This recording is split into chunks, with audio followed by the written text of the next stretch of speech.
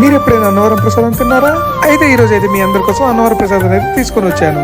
Hi friends, welcome to Vene blogs. ఈ రోజు అయితే మనం అయితే అన్నవరం ప్రసాదాన్ని అయితే టేస్ట్ చేసి చూపిస్తున్నాను. చూసారా, అన్నవరం ప్రసాదం అయితే మంచిగా నీట్గా అయితే ఆకులు అయితే ప్యాక్ చేశారు. తుంచితే మాత్రం తునిగేసి వస్తుంది. సూపర్ ఉన్నది. తింటుంటే మాత్రం ఉన్నది అన్నవరం ప్రసాదం. చూసారా, జారిపోతుంది జంబలగడ జారి మిఠాయి లాగా. బట్ ఏంటంటే చాలా బాగుంటది. మొత్తం ప్యూర్ నెయ్యితో అయితే చేశారు. టేస్ట్ కూడా చూడటానికి మాత్రం చాలా ఉంది. కళ్ళకి అద్దుకుని తినడం అయితే మర్చిపోయాను. దాని తర్వాత అయితే కళ్ళకైతే అద్దుకున్నాను. టేస్ట్ అయితే ఉన్నది అబ్బా, నోట్లో పెట్టుకుంటే కరిగిపోతుంది. అంత బాగుంది ప్రసాదం అయితే.